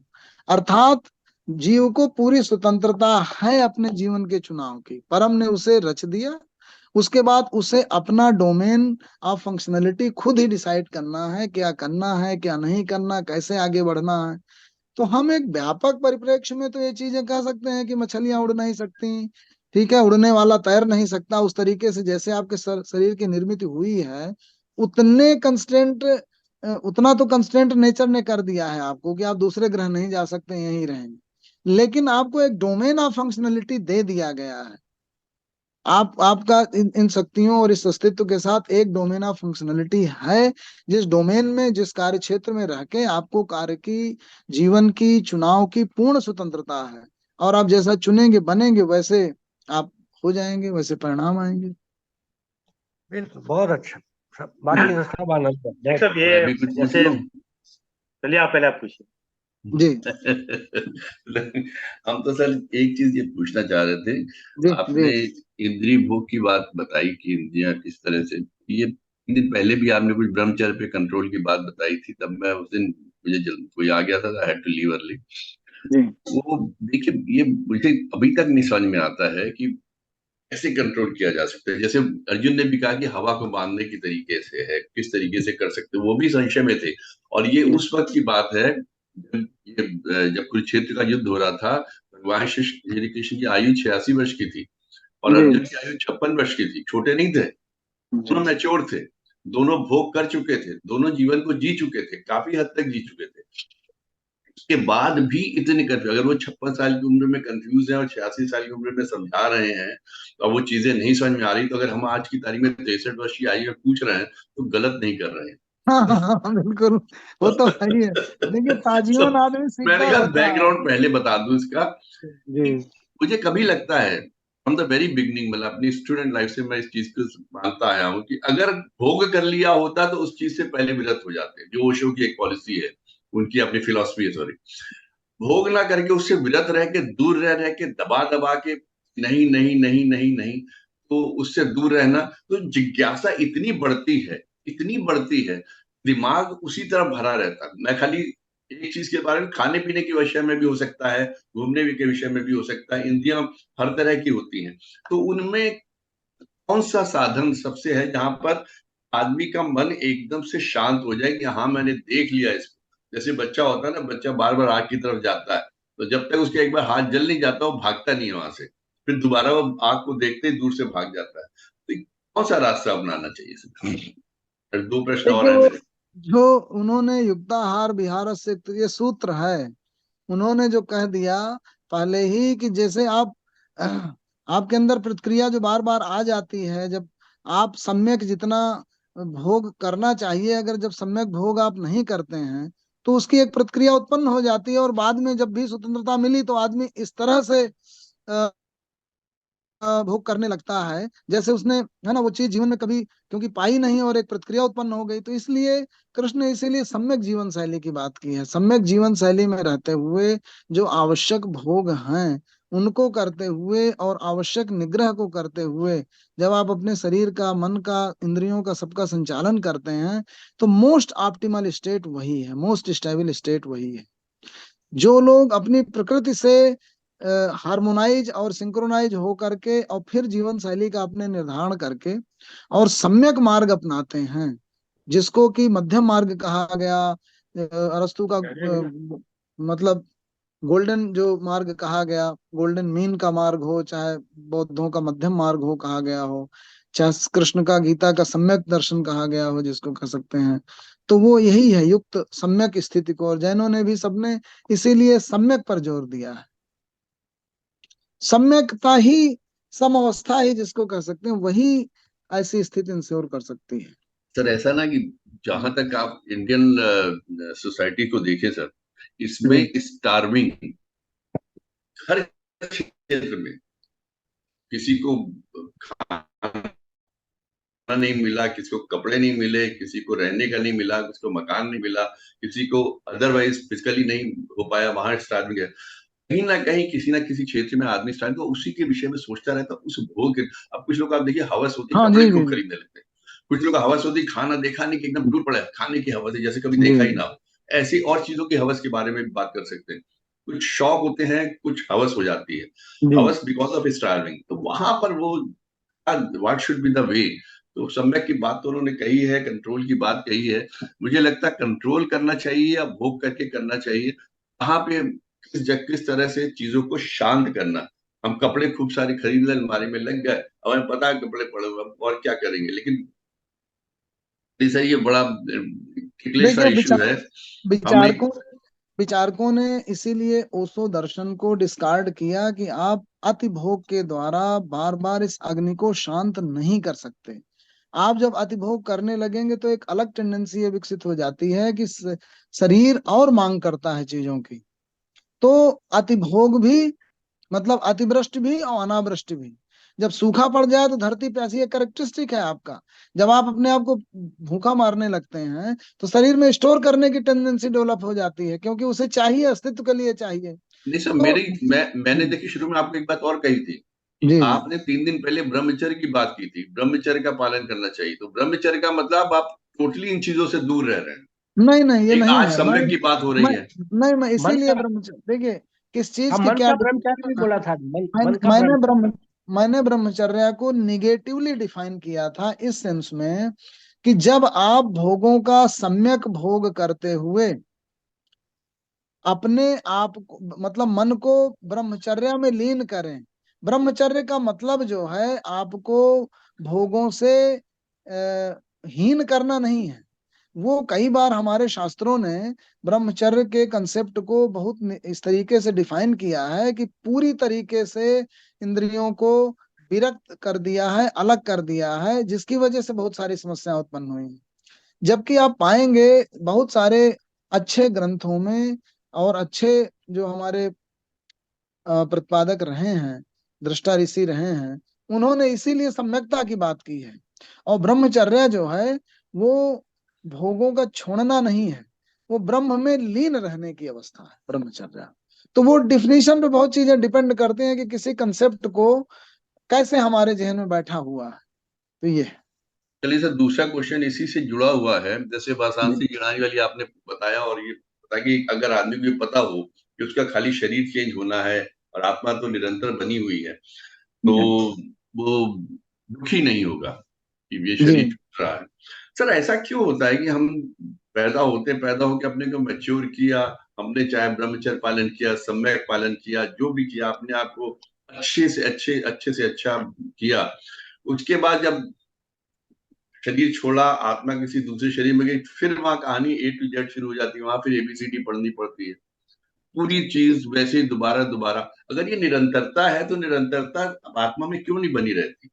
हालांकि हाँ, ये इसमें बहुत अच्छा हमने देखा, हमने पढ़ रहे थे अध्याय 6 जिसको आप बोल रहे जी थे, अध्याय 6 जी के मैं श्लोकों को पढ़ रहा था, उसमें उन्होंने कहा कि कहाँ पे अगर वो सदाचारी नहीं रह पाता या उसका योग पूरा नहीं हो पाता तो बहुत अच्छे घर में वहां पे या योगियों के यहाँ उत्पन्न होता है। वो सब पढ़ा सर मैंने, उत्पन्न जी। होता है वो सब ठीक है, लेकिन उनके यहाँ उत्पन्न होता है वहां पर भी उसको कहानी A to Z ही शुरू करनी पड़ती है, ABCD से ही सर। नहीं नहीं ये नहीं। स्मरण पे निर्भर करता है। देखिए, अगर आपने स्मृति प्राप्त कर ली पुराने संस्कारों की अच्छी तरीके से, उस ज्ञान की, देखिए कई बार केवल सीखा गया कहाँ ज्ञान हो होता पाता है। सर, ये तो बस कई, वो हाँ, वो बड़ा यूटोपिया बड़ा वाली बात है सर ये। जी, बड़ा नहीं नहीं, मुश्किल है। सच्चाई है, सच्चाई है। बड़ा मुश्किल है, बड़ा मुश्किल है, बहुत कठिन, बहुत कठिन। डॉक्टर साहब, बहुत से लोग हैं वो तीसरी बहुत बात, जल्दी। चलिए सर तीसरी बात पे आते हैं। जी ये बड़ा जनरल सा क्वेश्चन है सर। जो राग द्वेष वाली बात की थी कि किसी के प्रति आपको बहुत प्रेम उत्पन्न होता है, किसी के प्रति आपको क्रोध उत्पन्न होता है, आप उससे दूर रहते हो, उससे द्वेष करते हो, सर ऐसा क्यों होता है? हमने देखा, ये हमने बड़ी प्रैक्टिकल है कि एक आदमी को देखते ही आपको परेशानी शुरू हो जाती है, जबकि आप उसको बिल्कुल जानते ही नहीं है, और किसी को देख के आपको लगता है ये आदमी बड़ा बड़ा अच्छा है, जब बैठो यार बात करो। हमने इसको अपनी भी कई क्लासेस में बोला भी है, लेकिन हमें बड़ा कंफ्यूज रहता है, ऐसा क्या क्या पिछले जन्म की कुछ चीजें चली आती, क्या होता है? एक बड़ा जनरल सा क्वेश्चन है सर। नहीं, मुझे लगता है कि जैसे कुछ हमारा जो अनुभव होता है, हमारे अनुभव जगत में बहुत सारा डेटा पुराने, जब से हम स्मृति संभालते हैं तब से लेके जिस दिन आप वो देखने का काम कर रहे हैं किसी नए व्यक्ति को, तो तब तक का पूरा एक अनुभव होता है कि किसी व्यक्ति ने, जैसे मान लीजिए कि कोई एक ऐसे लुक का आदमी आ जाए जिसका लुक जो है आपके बड़े बच्चे से मिलता है, बेटे से, पिता से मिलता है, बड़े करीबी से मिलता है, जिसके साथ आपके आत्मीय संबंध रहे हो, तो जब तक वो बोलेगा नहीं, कुछ करेगा नहीं, आप उसके प्रति एक आत्मीयता के भाव का संचार होता है। कोई आपका दुश्मन किसी रूप तरीके का रहा हो या उसने कोई ऐसी क्रिया कर दी हो जैसा आपका दुश्मन करता रहा हो, तो आपके मन के अंदर उसके प्रति एक घृणा भाव भर जाएगा। उसका कारण ये होता है कि आप ऐसे थाउजेंड्स एंड थाउजेंड्स मन के अंदर मेंटल कॉन्स्ट्रक्ट्स लेकर के जी रहे होते हैं, ऐसे अनुभव लेकर के जी रहे होते हैं कि आपका माइंड पहले ही प्रथम दृष्टया कुछ कंक्लूजन पे पहुंच जाता है, और फिर धीरे धीरे उन कंक्लूजन्स को करेक्शन करता है। फिर जब कोई ऐसी दूसरी चीज विपरीत बोल देगा जो आपके बड़ी क्लोज हो और पहले वाली आपके बिल्कुल विपरीत रही हो, तो हो सकता है आपका विचारधारा एकदम से बदल जाए। तो कहने का मतलब ये है कि आप जो तरह तरह के संस्कार, भाव, विचार, अनुभव और वो सब लेकर के जी रहे हैं, मेंटल कंस्ट्रक्ट बना करके उनसे कौन चीज रेजोनेट कर रही है, रेजोनेट नहीं कर रही है, तो पहला फर्स्ट परसेप्शन ये बन जाता है। फिर उसके बाद धीरे धीरे वो करेक्ट होता है या चेंज होता है या डेविएट होता है आपका। तो प्रथम दृष्टया जो इस तरीके की बात। दूसरा एक ये भी होता है कि कुछ ऐसी एस्ट्रॉल वेव्स जो थियोसोफिस्ट कहते हैं वो हर एक व्यक्ति इमिट करता है। जैसे आप देखेंगे कि आप अगर क्रोधित मनोभाव में हैं तो तमाम जानवर जो देख भी नहीं पा रहे हैं, आपको अच्छे समझ भी नहीं पा रहे आपके मनोभाव की पढ़ने तो आपके बहुत क्लोज नहीं आएंगे। आपके शरीर से कुछ इस तरीके की तरंगे इमिट करेंगी जिनको वो रेडिएट करेंगी कि जिनको वो कुत्ते हैं जानवर हैं वो पढ़ लेते हैं। प्रेमी मनोभाव में है बुद्ध के करीब तो बहुत सारे जीव जंतु पक्षी आ जाते थे, उड़ उड़ करके दूर दूर से आ जाते थे। अच्छा, एक पक्षी विज्ञानी ने हमको अपना एक अनुभव अनुभव क्या एक क्रिया उसने की है गुजरात में, जो तमाम सारे जामनगर के आसपास विंड मिल्स लगी हैं तो वहां पे साइबेरियन क्रेन्स आ करके टकरा जाती थी। तो उन्होंने तमाम ऐसे वो लगा दिए हैं जो तरंगे इमिट करने वाले इंस्ट्रूमेंट हैं कि वो तरंगे निकलती हैं और मतलब न जाने कितनी दूर तक उड़ने वाले पक्षी फिर उनसे प्रतिकर्षित होके उधर आते नहीं तो उनमें फंस के मरते नहीं। तो तमाम सारे इसी तरीके से मनुष्य के अंदर हमारे अनकॉन्शियस माइंड में वो चीज कैच करने की उस तरीके की एस्ट्रॉल वेव्स जो रेडिएट हो रही हैं उनके हिसाब रिएक्शन करने लगता है। आपका जो रिफ्लेक्सेस जो आपके बने हैं, जैसे टेनिस खेलते वक्त अचानक हाथ आपका चला जाता है बार बार जो आप सीखे होते हैं, तो वो जो मेंटल रिफ्लेक्सेस हैं वो जो रिएक्शंस हैं वो रिजल्टेंट उसके जो है आपका एक्शन निर्धारित होता है, आपकी प्रतिक्रिया निर्धारित होती है कि आप देखते ही किसी के प्रति आकर्षित होने लगते हैं, प्रतिकर्षित होने लगते हैं। इसका तो कुछ पिछले जन्म के कर्मों से रिलेशन तो नहीं है? कोई को मुझे देखते ही नहीं, परेशानी शुरू हो वो जाती है। जो स्मृति भाव है जो जो अभी चर्चा हो रही थी कि जैसे कुछ लोग नहीं मानते पिछला जन्म, लेकिन आप ये तो मान सकते हैं जैसे चिप है तो आप चिप में कितना सारा मेमोरी डाल देते हैं, छोटे से चिप में छोटा सा वाईफाई लगाया और इधर से उधर ट्रांसमिट कर दिया पूरे सिग्नल्स। तो ये तो मानना पड़ेगा विज्ञान जहां जा चुका है कि बहुत सारा एक्सपीरियंसेस, बहुत सारा नॉलेज और बहुत सारा इंफॉर्मेशन वो एब्स्ट्रैक्ट फॉर्म में ट्रांसमिट होता है एक तरफ से दूसरी तरफ। तो अगर कोई चीज ट्रांसमिशन होकर के आपके अंदर संस्कारों का निर्माण की हुई है, चाहे इस जन्म की चाहे पूरे जन्म की, उन सबका जो घुला मिला इम्पैक्ट आता है थाउजेंड्स ऑफ संस्कारों का, वो इस रूप में आता है कि आपका एक रिएक्शन निर्धारित होता है सामने वाले के प्रति। समझ नहीं आती चीजें, बड़ा अजीब सा होता है। चलिए हाँ, सर, जटिल है प्रश्न, ये बहुत मतलब जटिल विषय है, तो बड़ा अजीब सा, मतलब जी कुछ जी किसी से आपका कोई लेना देना कुछ नहीं, और suddenly you will start seeing कि वो will start barking against you और सेइंग सो मेनी थिंग, और आप नहीं समझ पाते कि हुआ क्यों, मैंने इसका किया क्या। आप उसका भला ही चाहते हो, उसके लिए आपके एमिशंस होते होंगे उसके लिए, अच्छी चीजों के लिए कि उसका भला जी। हो, बट वहां से ऐसे वो आप नेगेटिविटी आती है, पता नहीं कौन से कर्म होते क्या शांत कर दीजिए, वो भी शांत हो जाएगा। जी जी। हमने तो यही यही प्रैक्टिस किया, आप कुछ होता ही नहीं है अब। बहुत अच्छा, बहुत बढ़िया। और कोई प्रश्न तो है नहीं मुझे लगता, मैं फिर कंक्लूड कर लूं अगर अरविंद शर्मा जी की आज्ञा हो तो। बस कल कल कल डॉक्टर साहब आपने ये ब्रह्मचार्य का एक डेफिनेशन दिया था, मन का ब्रह्म या अवस्था में जाना ब्रह्म ही ब्रह्मचार्य है। जी जी ये जी कल जी आपने लिखवाया था, मैंने लिखा हुआ है, जी जी। मन का ब्रह्म अवस्था में जाना ब्रह्मचार्य है। हमारी बहुत सारी डिफिनेशंस को जो शब्द हैं वो उपनिषद किस कंटेक्स्ट में कह हाँ रहे जी, हैं उनको हाँ जी, व्याख्याकारों ने बहुत खींच। जैसे मैं लोगों को ये बताता हूँ कि तमाम सारी गीता की टीकाएं आप अगर पढ़ लेंगे तो हाँ गीता जी, आपको कभी समझ में नहीं आएगी। बिल्कुल उसी ठीक है। जगह आप सर्वपल्ली राधाकृष्णन को पढ़ेंगे, एनी बेसेंट को पढ़ेंगे, महर्षि अरविंद को पढ़ेंगे, जिन्होंने लिटरल मीनिंग ज्यादा की है और बहुत बेसिक ढंग से अप्रोच किया है, तो आप हाँ जी, अच्छे ढंग से समझ सकते फिर हैं वैज्ञानिक ढंग से। तमाम सारे जो पंथों ने व्याख्याएं की हैं उन्होंने सारे अर्थ का अनर्थ कर दिया है। राधा कृष्ण जी को बहुत पढ़ा मैंने। जी ये सब मैं भी कुछ पूछ लूं? जी, आदेश आदेश। अजय नहीं, आदेश नहीं, वो एक्चुअली जैसे नैब साहब ने कहा ना, वो तो पहली बार मालूम पड़ा कि अर्जुन 56 साल के थे और किशन 86 साल के, पता हाँ नहीं कब नहीं। से हम्म। तो मैं तो ये पूछा था नहीं, जैसे वो जो गीता। ग्रहों की गति है उसके उसको जो उस समय जब युद्ध के पहले भीष्म जो है वो नक्षत्रों का वर्णन करते हैं, उसके आधार पे सॉफ्टवेयर में डाल के जब देखा गया तो लगभग आज से 5200 साल पहले, मतलब 3200 साल पहले कृष्ण हुए होंगे और फिर उतने दिनों बाद युद्ध हुआ होगा। उस सबसे निर्धारित हुआ है, लोगों ने करने का प्रयास किया और काफी ठीक मालूम पड़ता है। इससे संबंधित एक सवाल यह है कि जैसे कि गीता जी में 700 श्लोक हैं, जी तो बताते हैं कि मेरे ख्याल से 584 बार तो शायद भगवान कृष्ण बोले, जी और 84 बार अर्जुन, जी और 41 बार संजय, और पहला जी श्लोक बोला धृतराष्ट्र ने। जी। इसलिए 700 हो जाते हैं ना ये, हाँ 700 श्लोक हैं। है ना? और इन्होंने, राधा कृष्णन जी ने 701, जो 13वें अध्याय का पहला है, हम्म प्रकृतिम पुरुषम चैव क्षेत्रम क्षेत्रज्ञम एव वा एतद वेदितुम इच्छामि ज्ञानम ज्ञेयम च केशव। तो 13वें अध्याय का पहला जो है ये वाला कहीं कहीं मिलता है और कहीं कहीं नहीं मिलता, तो इसलिए इसको आप छेपक भी मान सकते हैं। तो 701 मानिए चाहे 700 मानिए, तो इसलिए इसको लोग जीरो नंबर करते हैं। 13वें अध्याय का इसको जीरो नंबर करते हैं, और इदम शरीरम कौन्ते क्षेत्रमिति अभिधीयते से पहला मानते हैं। 13वें अध्याय का जो ये वाला श्लोक है ये 701 मान सकते हैं। तो मेरे ख्याल में जो ये संजय है, ये संजय कौन है? जब भगवान कृष्ण का और उनका तो दो श्लोक का तो मालूम हो गया, तो 41 श्लोक जो संजय के, वो जी कौन? संजय किसको?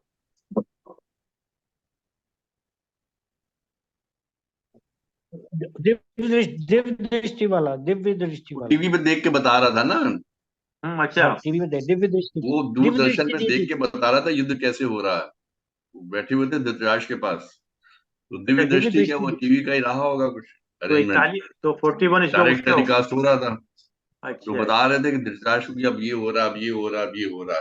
संजय हम्म, हुआ जहां जाकर वो उधर बातचीत चल रही, संजय जो बोल रहे हैं साथ साथ बोल रहे हैं। हम्म। क्या भदौरिया साहब बताएंगे, भदौरिया साहब की कनेक्टिविटी की प्रॉब्लम हो रही है आज, वो मोबाइल पे मुझे चलिए लगता सर, है। फिर नैब साहब फिर अपना जो है। अब भदौरिया साहब आ जाए सर कि उनका वेट कर लें। देख लीजिए सब आ रहे, तो कहाँ चले गए? ये आ गया, आ नहीं गया। सर आ गए, मोबाइल का था ना कनेक्शन, हो सकता है बैटरी डिस्चार्ज हो जी गई हो। हाँ, नहीं नहीं, जी जी, आवाज आ रही है। जी हाँ, जी हाँ, जी हाँ। हमारी जी बैटरी डिस्चार्ज हो जी। गई थी सर मोबाइल की। वो बता नहीं दिया भाई, इन्होंने, एक असल में कॉल 41 आ जो है वो गई तो। संजय के थे। नहीं, वो एक्चुअली क्या है, संजय को व्यास जी ने दिव्य दृष्टि दी थी। वो संजय उनके एक अमात्य थे धृतराष्ट्र के, जैसे विदुर मुख्यमंत्री थे।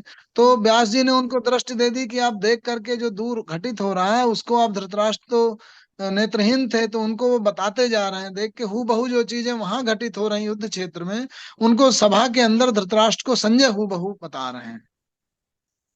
तो ये संजय थे। चलिए ठीक है, तो 700 हो गए पूरे। जी जी जी जी।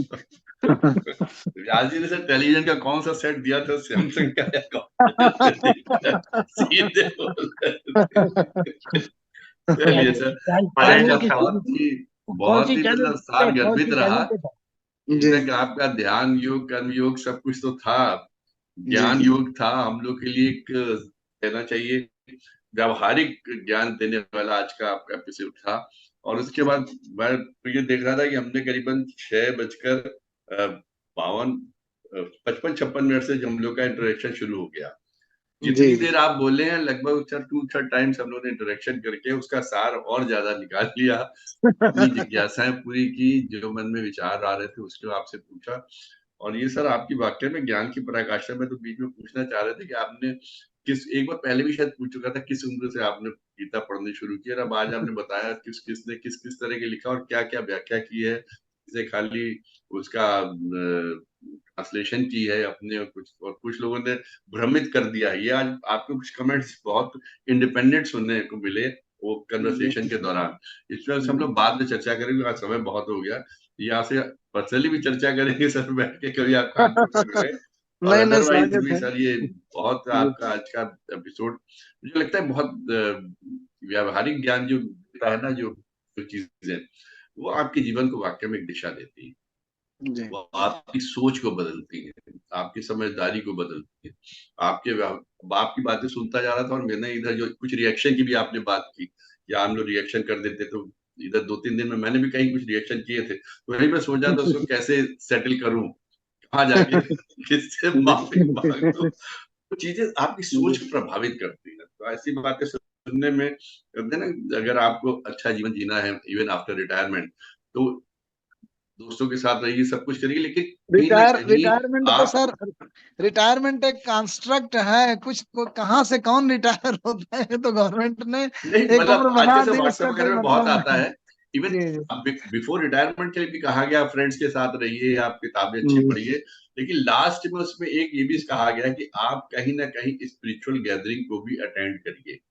जी स्पिरिचुअल गैदरिंग में आप कहीं सत्संग चले जाइए, कहीं मंदिर जहाँ पे कथा हो रही है, भागवत कथा। हमें तो लगता है जूम में जब हम लोग बैठते हैं यहाँ पे अच्छी बातें सुनते हैं, इससे बढ़िया स्पिरिचुअल गैदरिंग क्या हो सकती है, जहाँ पे अगर इस तरह का भाग्य मिल जाए। तो आपके आज जो आपने ज्ञान दिया सर, और व्यवहारिक, मुझे तो व्यवहारिकता उसमें ज्यादा लगी थी, इसीलिए मुझे समझ में ज्यादा आई, इसलिए आज मैंने सवाल भी ज्यादा पूछे। समझ में नहीं आती, हम कुछ पूछते ही नहीं है, कुछ समझा नहीं, सब क्या पूछना, उसको खाली ग्रहण कर लो। लेकिन आज लगा कि इस पे हम ये पूछ सकते हैं, आज ये पूछ सकते हैं, ये अंदर ये हो रहा है। तो आपके आज के एपिसोड के लिए सर बहुत बहुत धन्यवाद। आप इस पे केंद्रित मत रहिएगा कि खाली 3 और बचे हैं सर, अगर जी ज्ञान बचा है आप एपिसोड बढ़ाते रहिएगा, हम लोग सुनते रहेंगे। ऑनेस्टली मैं इस चीज को बहुत आज के एपिसोड के बाद कह रहा हूँ कि अदमी जी ने कहा कि भाई 3 और बाकी है ना, तो सर प्लीज, मैंने 75 सोच रखे हैं, तो अगर इस तरह का ज्ञान दे सके जो व्यावहारिकता में हम लोग के काम आए, तो एपिसोड बढ़ाते रहिएगा, हम लोग डिनर लंच का वेट कर लेंगे। ऐसा नहीं, वो डिनर आपका बहुत वो भी बहुत एपिसोड, हो धन्यवाद सर। जाएगा, वो भी हो जाएगा। वो किसकी आती है, एकता कपूर बढ़ाती थी वो सब एपिसोड अपने। सर और आपने क्या रिटायर्ड नहीं हुए, रिटायर्ड हो गए पर टायर्ड नहीं था हम लोग कोई रिटायर्ड बिल्कुल नहीं नहीं सर, बिल्कुल नहीं। ये अब है। फ्री जी हो गए, मेरे पास अब दूसरी चीजों के लिए इतना काम, अब तो मैं लगता फ्री है कि डिपार्टमेंट में रहते हुए जो काम करता था, बिजी जी रहता था, उससे कहीं ज्यादा अब हो गया हूँ। पत्नी तो हमारी कहती है कि पहले तो आप दिख जाते थे घर पे 6 बजे के बाद, अब तो आपका पता ही नहीं लगता कहाँ गए, और जब कुछ नहीं है तो कमरा बन के जूम मीटिंग अटेंड कर रहे हैं। सही सर है जी। जी धन्यवाद आदरणीय अंकित साहब, धन्यवाद आदरणीय डॉक्टर सुधीर साहब, धन्यवाद देवी साहब, धन्यवाद आदरणीय अशोक कुमार सेठी साहब। और आप सभी लोगों ने समय निकाल के समय दिया। जैसे कि एक विचार के साथ तो 3 बार उनके साथ अपनी बात समाप्त करते हैं। आज का विचार बहुत छोटा सा है। प्रेम और विश्वास, ये 2 चीज ऐसी हैं जो जबरदस्ती पैदा नहीं कर सकती। ना कभी किसी से प्रेम जबरदस्ती कर सकते, ना विश्वास करते हैं। तो विचार है, एक बार भरोसा टूटने के बाद, एक बार भरोसा टूटने के बाद रिश्ते में बात तो होती है, एक बार भरोसा टूटने के बाद रिश्ते में बात तो होती है, पर वो बात नहीं रहती, पर वो बात नहीं रहती। आइए। सही है वेरी जी। ट्रू। ओ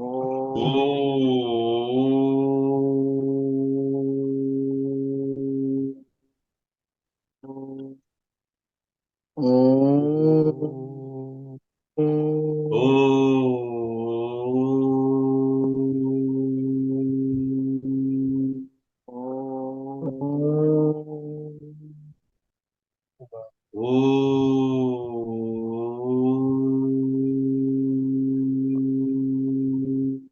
शांति शांति शांति। शांति शांति शांति शांति। शांति। सबको सभी प्रणाम सभी सिस्टर। को प्रणाम, सभी को प्रणाम, सभी को प्रणाम। ये वो बात नहीं है। बड़ा अच्छा शेर लिखने का बड़ा अच्छा मजमून मिला मुझे आज, बहुत अच्छा। वो बात नहीं है, क्या बात है। इस पे लिखूंगा जरूर कुछ ना कुछ। ठीक ठीक। जी वो बात जी तो एक दो मिले, लाइन, लेकिन दो वो बात लाइनें और, नहीं है। दो लाइनें आपको मैंने जब आज और पहले भेजी मिला थी। करते आज वो बात नहीं नहीं, 2 लाइन मैंने दोबारा आपको और मिले, भेजी। लेकिन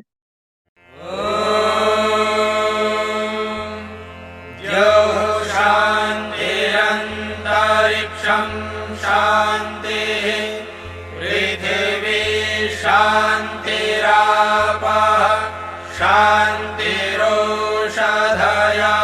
शान्तिः वनस्पतयः शान्तिर्विश्वे देवाः शान्तिर्ब्रह्म शान्तिः सर्वं शान्तिः शान्तिरेव शान्तिः।